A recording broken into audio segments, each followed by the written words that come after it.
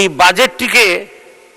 বাজেটের পরিসর বৃদ্ধি করার জন্য ক্ষুদ্র ও ফুটপাতের ব্যবসায়ীদের উপরে কর আরোপ করা হয়েছে এবং তাদের জন্য টিন সার্টিফিকেট বাধ্যতামূলক করা হয়েছে। মাননীয় স্পিকার, আমরা সকলেই জানি বড় বড় ঋণ খেলাপিদেরকে ছাড় দিয়ে এই ক্ষুদ্র ব্যবসায়ীদের উপরে যদি করের বোঝা চাপিয়ে দেওয়া হয় সেটা কতটুকু সুফল দিতে পারবে জাতি সেটা জানতে চায়।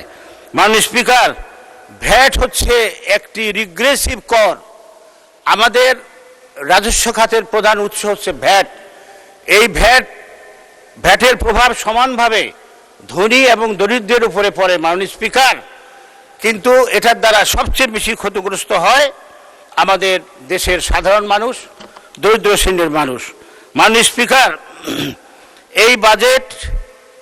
এই বাজেটে মধ্যবিত্ত এবং নিম্ন আয়ের মানুষের জন্য খুব একটা ভালো খবর নাই। মাননীয় স্পিকার, লক্ষ্যমাত্রা পূরণের জন্য বিভিন্ন ধরনের ভ্যাট এবং শুল্ক আরোপ করা হবে এবং ব্যবসায়ীরা করবে কি, সেটাকে পণ্যের উপরে চাপিয়ে দিয়ে মূল্য বৃদ্ধি হবে।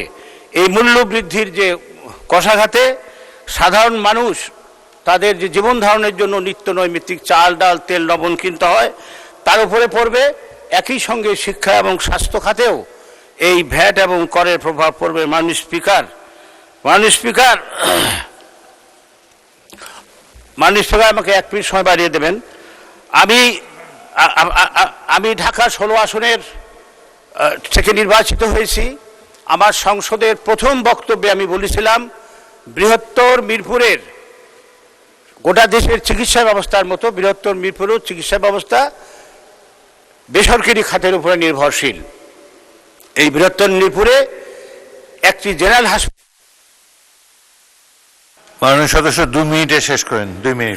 জি মাননীয় স্পিকার, আমাদের যে স্বাস্থ্য ব্যবস্থা সেটা এখনো প্রায় 80% নির্ভরশীল বেসরকারি খাতের উপরে এবং বেসরকারি যে চিকিৎসা ব্যবস্থা ক্লিনিক এবং হাসপাতালগুলো সেগুলো খুবই ব্যয়বহুল। মিরপুর একটি নিম্ন মধ্যবিত্ত মানুষের আবাসিক এলাকা। মাননীয় স্পিকার, বৃহত্তর মিরপুরে কোনো সরকারি হাসপাতাল নাই। আমি আমার বাজেট বক্তৃতার প্রথমেই বলেছিলাম, প্রথম দিনেই একটি হাসপাতাল প্রতিষ্ঠার দাবি জানিয়েছিলাম। সেই দাবিটাকে আমি আজকে আবার পুনরায় উত্থাপন করছি। মাননীয় স্পিকার, মিরপুর থেকে